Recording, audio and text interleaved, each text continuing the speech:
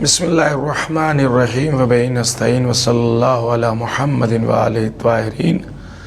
اما بعد فقد قال اللہ سبحانہ تبارک و تعالی وقوله الحق بسم اللہ الرحمن الرحیم ویوفون النذر۔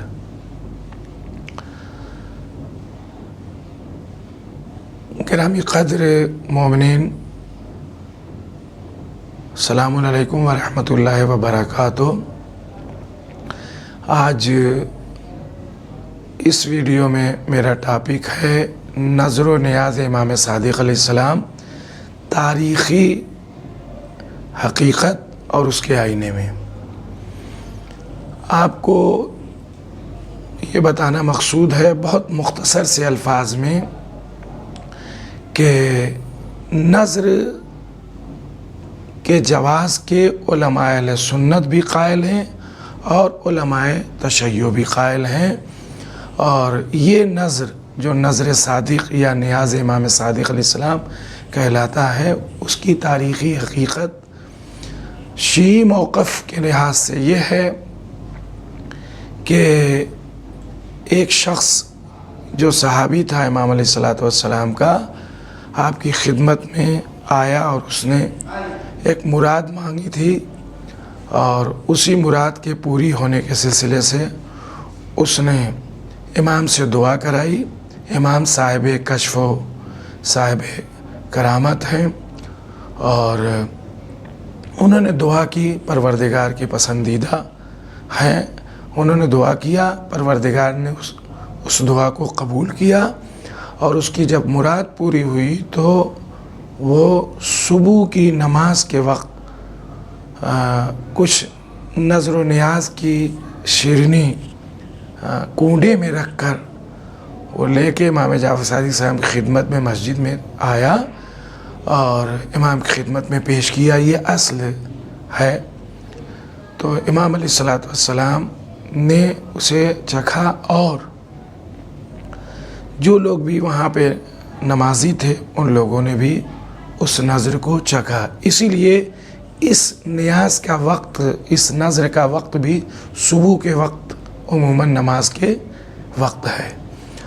اور وہ تاریخ کیوں مثلا 22 رجب کو نذر کی جاتی ہے؟ کیونکہ جس تاریخ میں اس نے پیش کیا تھا اس نذر کو امام کی خدمت میں، اور نمازی لوگ اس نذر کو کھائے تھے، وہ 22 رجب کی تاریخ تھی، اور وہیں سے اس چیز نے دیکھا ایک دوسرے کو منتیں مانتے رہے، اور لوگوں کی منتیں پوری ہوئیں۔ امام کے نام سے اس لیے زیادہ منسوب ہے سنی شیعہ دونوں موقف میں کہ امام کا صحابی تھا، امام کا وقت تھا، امام کا زمانہ تھا، اور یہ سن 120 ہجری کی بات ہے۔ امام صادق علیہ السلام کا زمانہ ہے امامت جو 34 سال تھا، اور امام علیہ السلام 114 سے لے کر 148 تک۔ تو یہ اسی کے بعد سے، چونکہ امام شیعی موقف کے لحاظ سے حجت خدا ہوتا ہے، امام کسی چیز کی تائید کر دے تو اس کی مشروعیت اور اس کے جائز ہونے میں کسی طرح کا کوئی شبہ نہیں ہوتا، اس لیے کہ امام کو ٹوکنا چاہیے اگر کوئی چیز ایسی ہے۔ بلکہ امام شواہد النبوت میں ملا جامی عبد الرحمن جامی اہل سنت کے بڑے عالم ہیں، انہوں نے لکھا کہ امام کا صاحب کرامات ہونا اور ان کے وسیلے سے یا ان کے ذریعے سے دعاؤں کا قبول ہونا اور مرادوں کا پورا ہونا واضح ہے، اور انہوں نے یہ لکھتے لکھا کہ یہ اہل بیت کی محبت بڑھانے کا ایک ذریعہ ہے، اور مومنین کا آپس میں ایک دوسرے سے جڑنے کا، اور اسی طریقے سے صلہ رحمی اس موقع پر کرنے کا ایک ذریعہ ہے۔ میں آپ کی خدمت میں اس واقعے کے بعد، شیعی موقف تو یہاں تک تھا ہی، چند اہل سنت کے عظیم علماء جو بڑے بڑے ہیں ان کے جو ہے کتابوں سے حوالے پیش کرتا ہوں، تاکہ سنی موقف کی بھی وضاحت ہو جائے کہ اہل سنت کے یہاں بھی یہ نذر باعث خیر و برکت امام جعفر صادق علیہ السلام کے فرمان کے مطابق سمجھی جاتی تھی، اہل سنت لکھتے ہیں کہ اس کو جو ہے وہ تمام وہ لوگ جو اہل سنت نہیں ہیں، یعنی سنیوں میں مثلا وہ کہتے ہیں جو لوگ نظر و نیاز کو مشرکانہ عمل سمجھتے ہیں، جو شفاعت کو مشرکانہ عمل سمجھتے ہیں، یعنی وہ حملہ کرتے ہیں ان لوگوں کے اوپر جو دیوبندی وہابی یا اس ٹائپ کے لوگ ہیں، وہ کہتے ہیں اہل سنت اس کے جواز کے قائل ہیں، اور ابھی دلیل میں تمام چیزیں پیش کروں گا اور ان کے اقوال۔ وہ کہتے ہیں کہ قادیانیوں نے اس کو بہکانے کے لیے اور گمراہ کرنے کے لیے اس تاریخ کو 22 رجب کو اس سے جوڑ دیا ہے، جبکہ وہ 60 کی بات ہے اور یہ 120 سے شروع ہے۔ انہوں نے جوڑ دیا ہے یہ کہہ کے کہ یہ امیر معاویہ ابن ابو سفیان کی وفات کا دن ہے، اس خوشی میں یہ نظر جو ہے وہ شیعہ جاری رکھیں۔ حالانکہ ایسا نہیں ہے، شیعہ سنی دونوں کے ہاں نظر مرسوم ہے، اور امام اعظم ابو حنیفہ کے ماننے والے جتنے بھی ہیں، ایک تو یہ کہ امام جعفر صادق ان کے استاد ہیں، دوسرے یہ کہ امام جعفر صادق علیہ السلام کی پیروی کرتے ہیں یہ حنفی حضرات اس سلسلے میں، نظر کے سلسلے میں بھی۔ چنانچہ میں ایک ایک عبارت پڑھتا ہوں تاکہ بات طولانی نہ ہو اور واضح ہو جائے۔ چنانچہ وہ فرماتے ہیں، ایک ایک قول میں پیش کرتا ہوں، اور وہ یہ ہے کہ صدر الشریعہ مفتی امجد علی اعظمی صاحب اپنی کتاب جو مقبول ہے بہار شریعت میں لکھتے ہیں کہ ماہ رجب میں بعض جگہ، ان کی پوری عبارت میں پڑھ رہا ہوں تاکہ سنی حضرات بھی سن کے اس کو کسی طرح کی دقت ہو، یہی عبارت ہے، ماہ رجب میں بعض جگہ حضرت سیدنا امام جعفر صادق رضی اللہ عنہ کو ایصال ثواب کے لیے پوریوں کے کنڈے بھرے جاتے ہیں، یہ بھی جائز ہے اور قابل ثواب ہے، مگر اس میں بعض لوگ اس جگہ کی پابندی کرتے ہیں کہ کھانا وہیں پر ہے، یہ بے جا پابندی ہے۔ یہ ان کی عبارت ختم ہوئی، یعنی جواز اور ثواب میں مفتی امجد علی صاحب کے ہاں کسی طرح کی کوئی دقت نہیں ہے۔ یہ علامہ عبد المصطفیٰ اعظمی نے اپنی کتاب جنتی زیور میں لکھا ہے کہ ان کی عبارت پڑھ رہا ہوں میں کتاب کی، ماہ رجب میں حضرت امام صادق رحمۃ اللہ علیہ کو ایصال ثواب کرنے کے لیے پوریوں کے کنڈے بھرے جاتے ہیں، یہ سب جائز اور ثواب کا کام ہے۔ نظر جس کو ہم لوگ کہتے ہیں، فاتحہ ایک طرح کا ہوتا ہے، چونکہ نظر پڑھا جاتا ہے، وہ فاتحہ ہی، سورہ فاتحہ اور چیزیں پڑھی جاتی ہیں، اس لیے اہل سنت کے یہاں یہ لفظ جو ہے وہ امام جعفر صادق علیہ السلام کو فاتحہ، چونکہ نظر ہمارے یہاں بھی، شیعوں کے یہاں بھی یہ نظر جو کی جاتی ہے امام جعفر صادق علیہ السلام ہی کی خدمت میں نظر کی جاتی ہے۔ مفتی محمد خلیل خان برکاتی اپنی کتاب بہشتی زیور میں لکھتے ہیں کہ ماہ رجب میں بعض جگہ حضرت سیدنا امام جعفر صادق رضی اللہ عنہ تعالی عنہ کو ایصال ثواب کے لیے کھیر، پوری، حلوہ پکا کر کنڈے بھرے جاتے ہیں اور فاتحہ دلا کر لوگوں کو کھلاتے ہیں، یہ بھی جائز ہے۔ یہ 3 عالم دین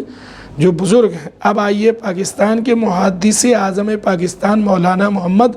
سردار احمد رضوی، 22 رجب کو کنڈے بھی شرعاً جائز، باعث ثواب اور باعث خیر و برکت ہیں، یہ ان کا فتویٰ۔ اسی طرح امیر اہل سنت و مفتی پاکستان ابو البرکات سید احمد قادری لکھتے ہیں کہ 22 رجب کو کنڈے بھرنا بھی اہل سنت کے معمولات میں سے ہے، یعنی جس پر عمل کرتے چلے آئے ہیں جیلن بعد جیلن، نسلن بعد نسل اہل سنت، اور اس کے کہتے ہیں کہ اس کے جواز کے وہی دلائل ہیں جو فاتحہ اور ایصال ثواب کے دلائل ہیں، یعنی کسی کو فاتحہ کرنا۔ اب اس کے بعد علمی اور تحقیقی منہج اختیار کر کے علماء اہل سنت نے یہاں یہ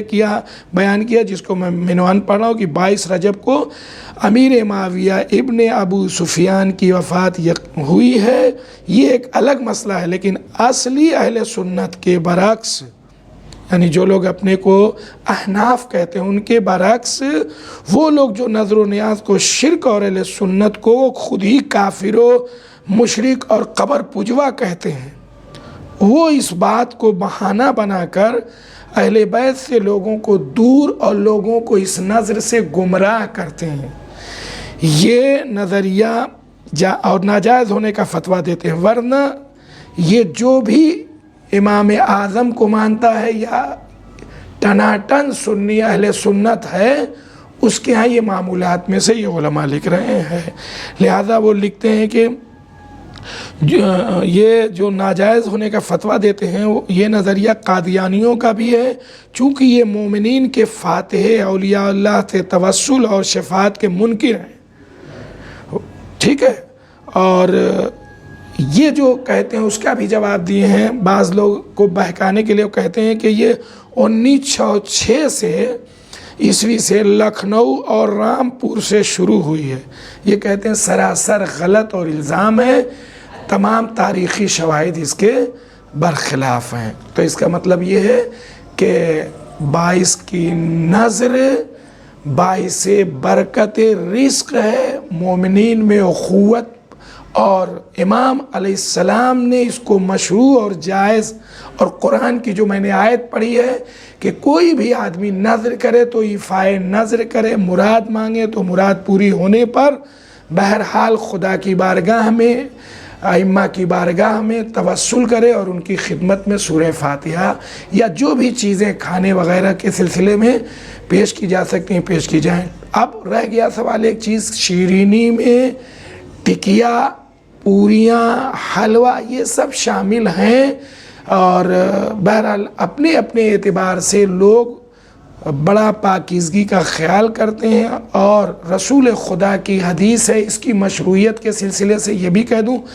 اسباب اطعام الطعام للمومنین، مومنین کو کھانا کھلانا یا اس طرح کی کوئی بھی چیز ان کو پیش کرنا جو اطعام ہو، ان کو دینا ہو، ان کو کھلانا ہو، اس کا ثواب اس قدر زیادہ ہے کہ رسول خدا صلی اللہ علیہ وسلم نے فرمایا کہ اس کے اجر کو اور ثواب کو خدا کے علاوہ کوئی نہیں جانتا۔ تو نظر امام صادق علیہ السلام کی حقیقت آپ کے سامنے پیش کی گئی، ایک صحابی کا عمل تھا اور امام اس عمل پر خاموش رہے، اور خاموش رہنا اور تائید کرنا بعد میں اس کو کھا کر، یا مومنین جو نمازی تھے، اور آج بھی اتنی ہی پاکیزہ وقت میں یہ پاکیزگی کے ساتھ انجام دی جاتی ہے، اور صبح کا وقت ہوتا ہے لوگ نظر کرتے ہیں۔ بہرحال اب ویسے تو پورے مہینے کرتے ہوں وہ الگ موضوع ہے ایک، لیکن جس دن اس صحابی کی نظر پوری ہوئی تھی وہ 22 رجب کا دن تھا، اور اس نے جو نظر جو ہے وہ لا کر کنڈے میں پیش کیا تھا، اسی لیے اس نظر کو کنڈا کی نظر کہتے ہیں۔ اتنا کافی ہوگا شیعہ اور سنی دونوں کے موقف کو چھوٹی سی ایپیسوڈ میں بیان کرنے کے لیے۔ صلی اللہ علی محمد و علیہ الطاہرین۔